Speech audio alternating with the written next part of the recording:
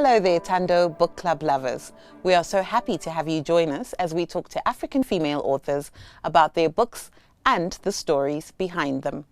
As is our custom, we always begin every episode with a quote from a famous African that we believe captures the spirit and message of the author we'll be interviewing. Today's quote is from Wally Soyinka, the first African writer to win the Nobel Prize in Literature, and it states, "The greatest threat to freedom is the absence of criticism." This quote sums up what our guest today embodies. You'll be able to understand why I picked this quote a little bit later.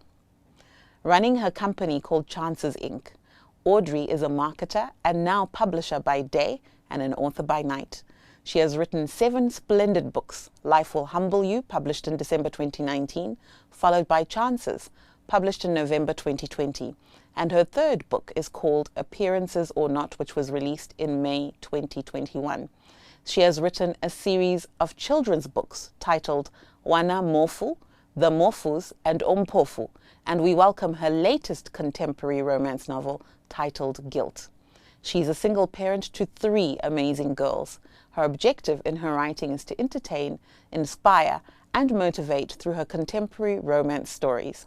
On labeling people, she does think it is a bit limiting, but since people are always evolving, she will at least gladly accept for now the titles of Realist and Believer. Audrey, welcome. Thank you very much, Selena. So Audrey, let's get stuck into the interview. Why did you start writing in the first place? Okay, my first book is titled Life Will Humble You, and as cliched as it sounds, life actually did humble me. So that book, it has 10% true facts of what happened to me. And then while I was wallowing away in my pain and my anger, I started journaling because our pastor at church would always say, you need to journal. So I started journaling my pain, and then I thought, why not turn it into something positive, something to inspire someone out there? So that became the rest of my story in writing.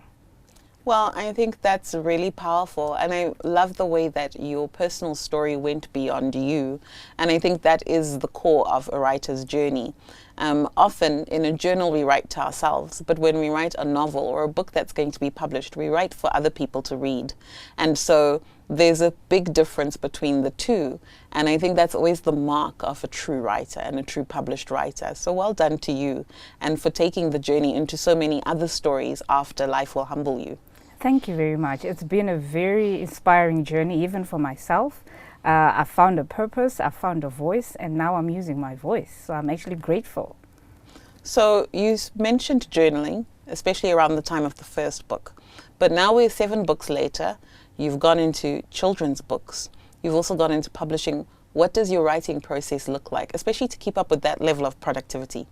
Okay, so for me, as I go through my life, there are things that annoy me, things that irritate me. So I'll be writing them down. And then I'll just put it in a story, give the issues to my characters. So I'm questioning some of the things that as society we've accepted, some of the things even as religion that we've accepted. So I question all those things, and I give the questions to my characters. And so for me, it's that process, and then a lot of research into my characters' professions and whatnot. I research a lot. And then also just listening to people as they go through life, you actually learn a lot. So that's my process. Okay, so out of that process, we've got Life Will Humble You, we've got Chances, we've got Appearances or Not. There's obviously also the trilogy that follows afterwards, and most recently, Guilt. So how did these particular books and themes come about? And what's so special about Chances? Because that's also the name of your publishing company. Okay, I'm glad you actually asked that question. Chances is the book where I just, I let my imagination run away with me. I even set it in a foreign land, though I gave my characters obviously Shona names and whatnot. But I was just being myself. So you find even my payoff line for my company is embrace yourself. So I believe as a society, as a people, we don't allow people to be who they are. We tell them who to become, etc. So even in my stories, you find they sort of interlink. So you find in Appearances, I was talking about, social classes, why would you choose to date someone from, like, the main character is from the Grange, and the man is from Glenora. So even in my blurb, I put the Grange meets Glenora. So I always throw in these things, the questions, to people to say, yeah, if they like each other, let them be. And then with the children's series, being a mother, the one time I was looking for books for my kids to read, I found out we don't have any books by Zimbabwean people in the bookshops. It's always the Kenyans, the British, the Americans. So I thought, why not write stories by a Zimbabwe for Zimbabweans, you know, Shona names, places that the children can relate to, Kariba, Vic Falls, etc. So that's why I started writing that book. And it's a series, so I've written the book 1 and I translated it into different languages so that we just encompass everyone in the country. So a book 2 will come, a book 3 will come, and the way I've made it, her name is Rupone, so she'll be growing. When I wrote book 1, she was in grade 4. So maybe when she's grade 7, I'll write a book 2, and then I'll follow up in high school, uni, and who knows, maybe even when she's married. That's a wonderful, and I love charting a journey over a course of someone's lifetime so that children can grow up with their favorite characters. So there's always someone to turn to as they go through life seasons and big life experiences. So that's very wise of you. And it also hints to the fact that you definitely continue or aim to continue to write more. So we're very grateful for that, because I don't think we have enough stories set in Zimbabwe that where people can reference things around them, their language, our unique and peculiar context and character. So I really, really think that that's important. And you're doing it in a way that also puts it on a world stage so that other people can join us and begin to also understand us as a nation. So I really, really like that. Just before we go to break, I just want to find out, since the books have started making a name for themselves in the public space, what about people's responses has been a pleasant surprise for you?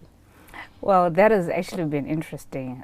For starters, there are people who didn't want to associate with me back then because of whatever I went through. You find that as a nation, like I keep on saying, we sort of label and stigmatize people. So you find that people now are interested in me, people want to be my friend. But on the whole, I've actually ministered to other people, and this was my objective initially. I get responses, people saying, oh, this book made me cry, it ministered in my life, etc. Someone will say, oh, I found my Rico, he proposed. And guess what? It actually brings tears to my eyes to think that this poor little Audrey is making a difference in people's lives. Well, I would say rich, powerful, strong, Audrey, the enormity of what you possess and what you are carrying for the world and releasing to the world. And many of us, I think, struggle to get out of our heads to be able to offer that to people. And I think you're doing it in a way that's true to your personality and wise to you. So I think that there's a lot to just learn from your personal story behind these stories that you're sharing, and how you've taken, I think, many personal issues, but your observations, and made them something that other people value. But we're going to take a short break now. So we'll be taking a short break, and we'll be back in a few minutes to discuss Audrey Chirenje's books, particularly Life Will Humble You. Stay tuned.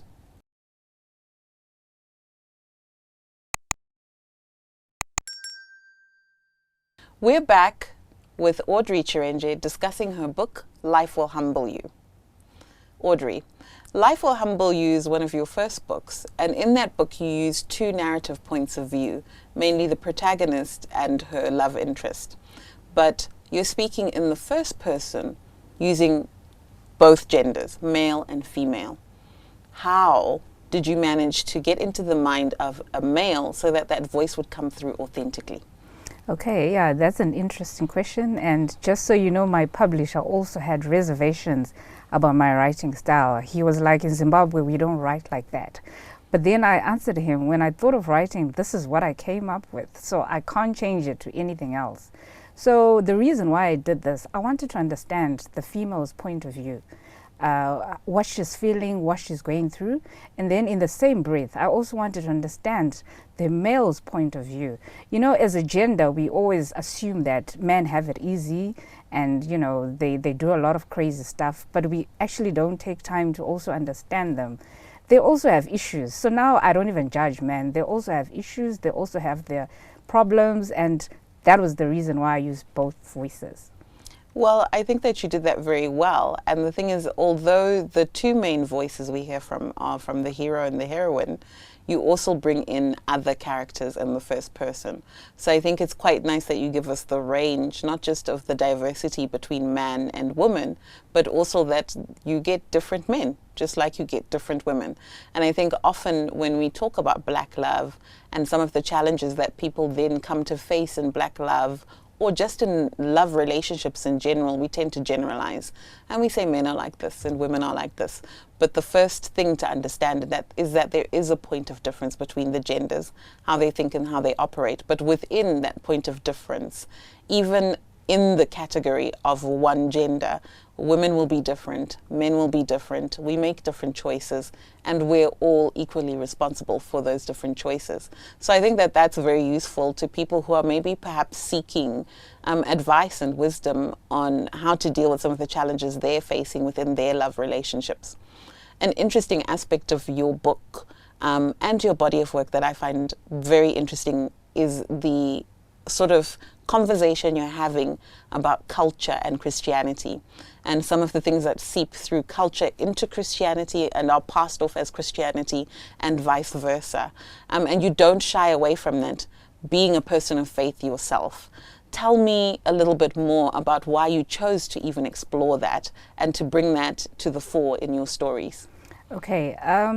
Firstly, I find that the modern Christianity, that's what I call it, there's a lot of hypocrisy going on around that. You know, people act one way, but they don't say what they do, or vice versa. So I was just trying to actually expose that aspect to say, you know, as Christians, we need to be accountable for what we are, and then also for people to understand that it doesn't matter if you're a Christian or not. We all make mistakes regardless. We are all people, we all have issues. So you find you can see a Christian and then you assume that they shouldn't have problems. You don't even know what they're going through behind the scenes. You know, maybe they're also struggling with petrol money, but they choose to show up for whatever event. So I was just trying to do that. And then I brought in the aspect that the male character was from a son of a pastor. And then even the hairstyle, I mean, he had dreadlocks. That was also very deliberate. You find that people will judge people based on their hair, on their dressing, but I don't think we should do that. People are not their hair or their dressing. There's a lot of people going on inside. So that was very deliberate, so that we can have such conversations that we're having now. And then people, if there's need to change, then they can change. And then ultimately, people can just be themselves. Christian or not, people should just be themselves. 100%. And I think it leads us into some very thought-provoking questions we should all seek answers for ourselves, which is, well, then what does a true Christian look like, sound like? And obviously it's in their behavior and actions and choices, but also parlaying what culture and Christianity lend to the institution of marriage and how we pursue those relationships and expectations of each other into those relationships. Now, just to take the conversation on a slightly different track, in the book, in terms of how you build the world, it's set in a real city, real country. The many scenes and places that we love in Harare, for instance, in Life Will Humble You, there is some travel, so you take us, through to other African countries and even overseas, but mainly in Zimbabwe. And added to that contextual world building, you also reference a lot of contemporary music from the get-go all the way through. It's almost like the book has its own soundtrack. Why was it important for you to include that layer of storytelling in this book? Okay, I was trying to make it real because obviously I grew up an avid reader, so I've read a lot. And so most of the books you read, some of them, they're just not so real. So I was trying to target the Zimbabwean child, you know, the millennials like you were talking about, but also the old generation, that is me, where I come from. So even the music you find, I will put, you know, music by Brandy, which is a bit old school. Then I'll put Christian music here and there. And obviously some of it is influenced by the people I love and respect when it comes to Christian music. So that was also very deliberate, just to make it real so that people can identify with it. People can also know that they can write their own stories. And most importantly, I love my country and we have beautiful places. We've got the village. I mean, to someone out there in the rural areas, they mustn't strive to go to South Africa. No, they can come to Harare and go to the village. There's a beautiful place to hang out. Yeah. So that was me just trying to be original in my own sense. Definitely original and definitely, I think, resonant with many of your Zimbabwean readers. We'll be just taking a short break there for a bit, Audrey. Powerful insights there for us all to ponder. It's time for a short break right now, but stay tuned. We'll be right back with advice from Audrey about publishing, especially because now she is doing that as one of her full-time gigs. You don't want to miss this.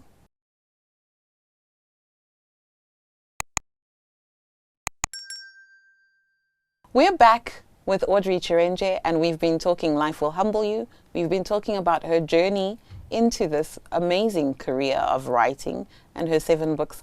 And now we're going to take the conversation into publishing and why it's so important for women to tell their stories. So Audrey, why is it important for women like yourself and women in general all over to start telling their stories? Okay, I think for the longest time, women have just been marginalized, and once you start having this conversation, you're labeled a feminist or whatever. But you know what? We just need women to tell their stories. They're so rich with a lot of stories. Like I was explaining earlier, it only takes someone to understand a person after you've heard what they've gone through or what they actually go through on a day-to-day basis. So the journey into publishing for me was, like I explained, my first 2 books, I had a publisher, and then the 3rd book I actually self-published. And then while I was on that journey, I learned the ropes of how to go about it. And then I thought, why not? Because if you look at me and everything that I stand for, it's just different. I am different, and I'm trying to tell people that embrace yourself, whichever way you are, and go ahead with that. So I thought, why not open a publishing house which stands for that, so that people can come with their stories and know that no one's going to judge them.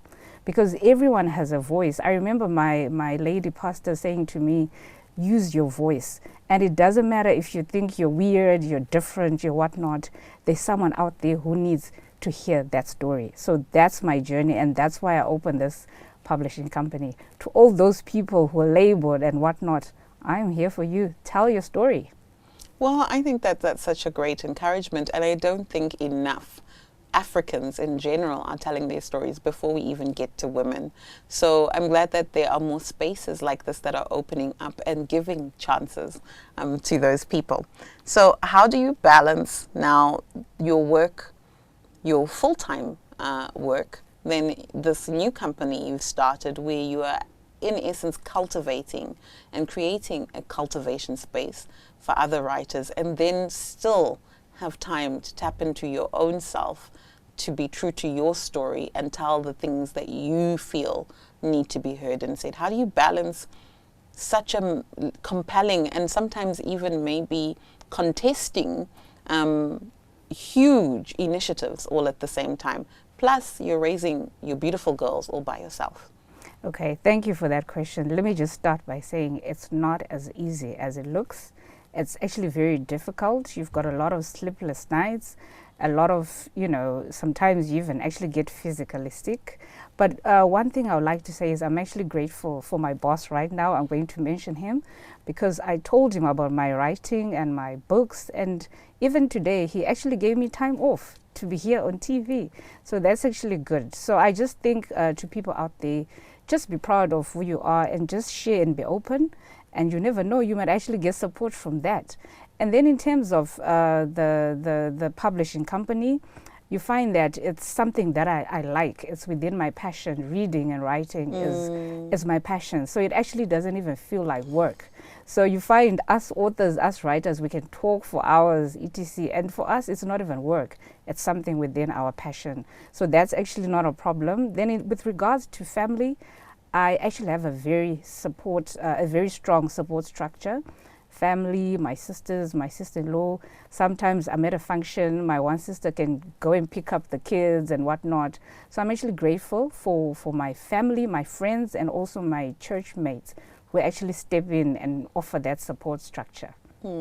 I love that you've mentioned all of these different places where you're getting help, support and enabling of your journey and you pursuing your destiny and your career. Because I think sometimes when we celebrate strong women, we tend to create an image where it's like they're doing every little thing by themselves, and that's just an image nobody can live up to. But I think the truth is that no one is an island and we all do need help. And when we partner with the right kind of help, we do manage to do great things that go beyond us and leave a legacy for our children. So from what you've learned about the process of publishing, what advice would you give budding writers? Okay, number one, first and foremost, just start. Just do it.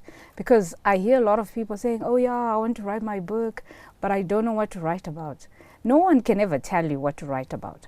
Write what you're passionate about. Write what you see and what you want to try and tell the world. Write about that. If it's academics, go for it. If it's social life, if it's arts, medical, just go ahead and start writing. And then number two, it's not as easy as it looks. It's not as glamorous as it looks. And you find that in Zimbabwe, our reading culture is not as good as it should be. I think back in the day, it was actually better, and it has gone to the dogs, literally. We're competing with social media and whatnot. So you must know all these things, and then you must also be in that social media space, and then appeal to the target markets that you actually want to write to. And then also you need to research. A lot of research is required. You find a lot of these youngsters, they just think, oh, it's dope, it's hype, and they want to be on TV. It's not as easy as it looks. You need to research, you need to do the work, you need to save those 10,000 hours they always talk about, and then ultimately just enjoy the process. That's really great advice, and I love that you've leveraged all areas of your competencies to share that with us, because I think a lot of writers sometimes overlook the need for marketing your book, the need for good sort of production elements to your book. And then obviously I think the hard work and sweat, which starts by starting and then continuing and following through. You can write a bad book, but you can't edit a book that doesn't exist. Yeah. So we love to end every session with a reading from our author, and we always ask the author to pick a reading that they believe women need to hear right now. So I know that you're going to read from Life Will Humble You. Tell us a little bit about that reading and take us into that beautiful offering we're all waiting for. Thank you very much. So I'm going to read from page 12. I explained that he had thrown me out of our house and brought in a new wife who had a 3-month-old baby, as I had failed to conceive during the 3 years we had been married. I explained I had fainted at work because I was 4 months pregnant and I had not known, as I believed I was barren. I explained how I was thrown out with only the clothes on my back and a few personal documents in broad daylight, with a few neighbors looking on and some pleading with him to reconsider his actions.